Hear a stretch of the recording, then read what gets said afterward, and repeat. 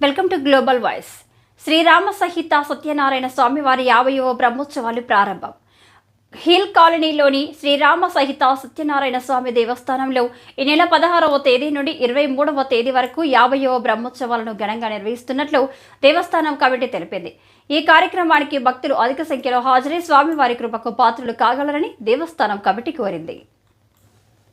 ప్రధాన అర్చకులు శ్రీమాన్ ఎస్ రాధాకృష్ణమాచార్యులు మాట్లాడుతూ శ్రీరమ సహిత సత్యనారాయణ స్వామి వారి స్వర్ణోత్సవం నిర్వహించుటకు అన్ని ఏర్పాట్లు చేశామని తెలిపారు. 8 రోజుల పాటు దేవాలయంలో జరిగే బ్రహ్మోత్సవాలకు భక్తులు అధిక సంఖ్యలో పాల్గొనాలని కోరారు. ఈ సందర్భంగా రాధాకృష్ణమాచార్యులు బ్రహ్మోత్సవాల యొక్క విశిష్టతను ఆయన మాటల్లో విందాం. 20 మంది అర్చకులతో పూజారులతో స్వాములతో అలాగే రామాయణం వంటి పారాయణలు, అష్టాక్షరి శ్రీమంతుల జపాలు, అలాగే 5 హోమగుండాల్లో 5 నుండి 10 మంది దాతలతో సహా సుమారుగా 15 మంది ఒకేసారి కార్యక్రమాన్ని చేస్తూ ఉంటారు. ఈ కార్యక్రమం అత్యంత అద్భుతంగా ప్రారంభమైంది, పద్ధతి జరుగుతుంది. ఈరోజు ఏకాదశి సాయంకాలం 6 గంటలకి విరాట్ పారాయణ కార్యక్రమం పూర్తి చేస్తున్నాము. విరాట్ స్వరూపుడు అంటే విష్ణువు. ఆ మహావిష్ణువు ప్రీతిగా 108 మందితో పారాయణ ఎక్కువ కావచ్చు కానీ తక్కువ కాకుండా చేయాలి మా ప్రార్థన. ఆ కార్యక్రమం విజయవంతం అవుతుంది. రేపు 108 కలశాలతో స్వామివారికి పరిమళ ద్రవ్యాలతో పంచామృతాలతో స్వామివారికి విశేషమైన అభిషేకం ఉంటుంది. ఆ విశేష అభిషేకం తర్వాత స్వామివారికి సాయంకాలం అత్యంత అద్భుతంగా అలంకారం ఉంటుంది. తిరుపతి దేవుడితో సమానం కాకపోయినా వెంకటేశ్వర స్వామిని మన ముందు నిశ్చింతగా ఎంత సమయం చూసుకునే విధంగా అలంకారం ఉంటుంది, మహాద్భుతంగా అలంకారం ఉంటుంది. ఆ దివ్యాలంకారంలో స్వామివారికి 108 దీపంలో అమ్మవారు ఉంటుంది. అలాంటి అమ్మవారు 100 దీపాల్లో స్వామివారిని వీక్షిస్తూ ఉంటుంది.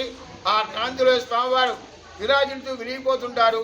ఆ కాంతిలో వెలిగే స్వామిని చుట్టం మన అదృష్టం. అలాగే మర్నాడు ఉదయం సువర్ణ పుష్పాలతో లక్ష్మీ అమ్మవారికి కుంకుమార్చన మరియు సువర్ణ పుష్పార్చన ఆడవాళ్ళతో జరపడం జరుగుతుంది. మహిళలంతా పాల్గొనాలి. సాయంకాలం హోమానంతరం స్వామివారికి ఎదుర్కోల మహోత్సవ కార్యక్రమం ఉంటుంది. మామూలుగా ఎదుర్కోలలో పానకం ఇస్తారు. మేము మాటలతో చేస్తున్నాం కానీ ఈసారి ఆ పానకాన్ని అందరికీ పంచి ఎదుర్కోల మహోత్సవానికి అద్భుతంగా మాటలతో తీపి కబుర్లతో నోరు తీపి చేయాలని మా ఉద్దేశం. అత్యంత అద్భుతమైన కళ్యాణ మహోత్సవం ఉంటుంది. మర్నాడు గరుడోత్సవం అలాగే శేషవాహన సేవ ఉంటాయి. ఆ రోజు మర్నాడు ఉదయం వసంతోత్సవం అంటారు, చక్రస్నానం అంటారు, మన హోలీ అంటామే. ఆ హోలీ పండుగ ఈ గుడిలో జరుగుతుంది. సాయంకాలం ప్రాయశ్చిత్తాలు, పూర్ణాహుతి, విశేషంగా చిన్నపిల్లలు వేషాలు వేసుకొని దొంగదోమ ఉత్సవాన్ని అత్యద్భుతంగా ప్రదర్శిస్తారు. అనంతరం పూర్ణాహుతి స్వామివారు ఆలయ ప్రవేశం జరుగుతుంది. మర్నాడు ఉదయం ఆంజనేయ స్వామికి ఆకుపూజ ఉంటుంది, క్షేత్రపాలకుడు ఆంజనేయుడు. అనంతరం స్వామివారికి వ్రతాలు జరుగుతాయి. సాయంకాలం 12 ప్రదక్షిణాలు ఆలయం చుట్టూ చేస్తారు స్వామివారు. తర్వాత పౌర్ణమి సేవ ఉంటుంది. మహిళలందరికీ వచ్చిన వాళ్ళందరికీ ముందు ముత్తైదులకి, దంపతులకి, పుణ్యస్త్రీలకి, కన్యలకి అందరికీ ఇవ్వడం జరుగుతుంది. ఒక కొబ్బరికాయ స్వామివారి ప్రసాదంగా జాగ్రత్త. దీనిగా కోరికలు అపారంగా ఉన్నాయి, నిధులు పరిమితంగా ఉన్నాయి. కాబట్టి ఆ అపరిమిత నిధులు చేసి స్వామివారి కార్యక్రమాన్ని అత్యద్భుతంగా జరగడానికి ఇది మనది అనుకొని చేస్తే మనదవుతుంది. మనకెందుకులే అనుకుంటే మనది కాదు, ఇది మనదిగా భావిద్దాం, అత్యద్భుతంగా చేద్దాం. మనం మర్చిపోలేని తీపి గుర్తులు మిగుల్చుకుంటూ 10 మందికి ఆదర్శంగా స్వామి యొక్క విశేషమైన ప్రతిభని కనబరుస్తూ అందరి యొక్క ఆదరణతో 49 సంవత్సరాలు ఆదరించడంగానే ఈ కార్యక్రమాన్ని ఆదరించి ఇంత కార్యక్రమానికి 5 హోమగుండాలతో జరిగే శాంతికి అన్నదానమే ప్రాముఖ్యత. అన్నదానం మించింది కాబట్టి అన్నశాంతి కోసం అన్నదాన కార్యక్రమం ఆదివారం 23వ తారీఖు ఉంటుంది. కాబట్టి ఎక్కువ చెబితే మాటలు తక్కువ చెప్పాలి, పని ఎక్కువ కావాలి, ఎక్కువ నిధులు సమకూరాలి. కాబట్టి స్వామివారి గురించి తెలియని వాళ్ళు లేరు. ఇది కొంగు బంగారం. సత్య దేవుడు అంటేనే ఏ కోరికంటే ఆ కోరిక నెరవేర్చేవాళ్ళు. ఇక్కడ వచ్చిన పని చేసేవాళ్ళంతా కూడా చదువుకునే వాడికి ఉద్యోగాలు వచ్చినాయి, చదువుకునేవాడు చదువు వచ్చింది, సంతానం కలిగింది.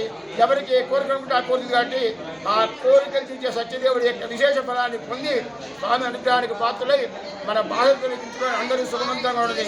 లోకా సమస్తా సుఖినో భవంతు. జై శ్రీమన్నారాయణ.